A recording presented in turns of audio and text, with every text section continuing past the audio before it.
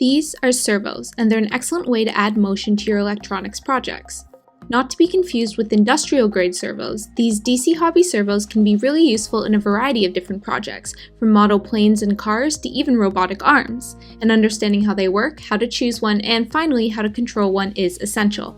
Hi, I'm Allison. Check out my channel, link down below, and this is our practical guide to DC hobby servos.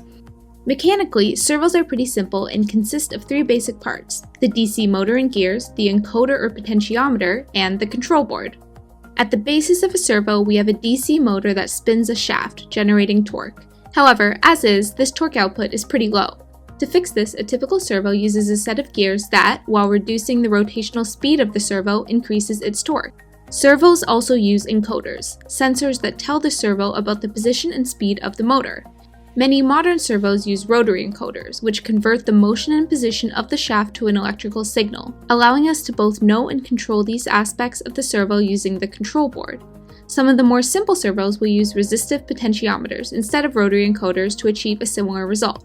All you really need to know is that the encoder or potentiometer is constantly sending signals to the servo's controller, which allows you to monitor and control its position. Your servo will also generally come with a set of attachments called horns for mounting to different parts of your projects, allowing for actuation and movement.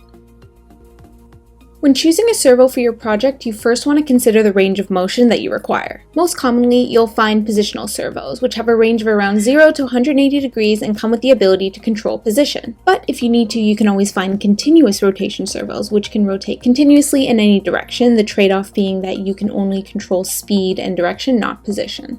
Another thing you'll want to consider is the torque and power requirements of your servo. A micro servo, like this one, takes up less space and requires less power to run, but also provides less torque, while this standard-sized servo is capable of providing more torque but requires more power and space.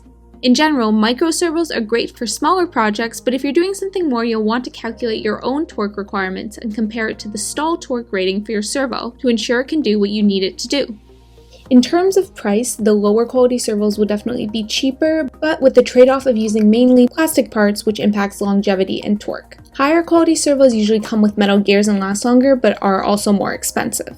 Hey you! Are you subscribed to Make Magazine yet? If you like this kind of video of projects and stuff to build, you are gonna love Make Magazine. It comes out quarterly and it is packed full of tips and tricks, full projects that you can recreate, and feature pieces explaining how makers are changing the world for the better. You can find information on how to subscribe in a multitude of ways, digital or get the actual print edition in your mailbox at the link above, the link below in the description. Now back to the video.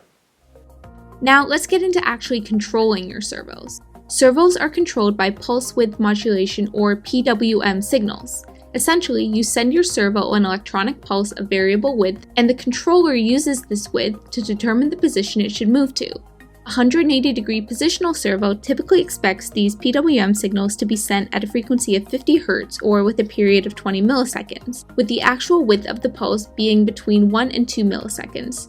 So, a pulse with a 1 millisecond width will turn 0 degrees, a pulse with a 1.5 millisecond width will turn 90 degrees, and a pulse with a 2 millisecond width will turn to its 180 degree position. In the case of continuous servos, this PWM signal controls speed and direction rather than position.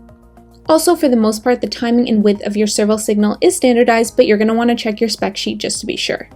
As an example, let's control the position of this 180 degree servo using an Arduino. We've connected up the power and ground pins of the servo to an external 5-volt power source while feeding the signal line of the servo into pin 9 of our Arduino. Now we can start sending it PWM signals.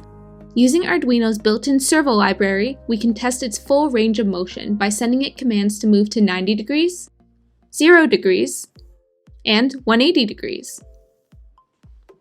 And that's it! Hopefully now you have a better understanding of DC hobby servos, how to choose one, and how to use them in your own projects. If you do, let us know in the comments below. Also, feel free to check out my own channel, also linked down below. And if you like this type of content, make sure to subscribe to Make Magazine and Make's YouTube channel, and we'll see you in the next one.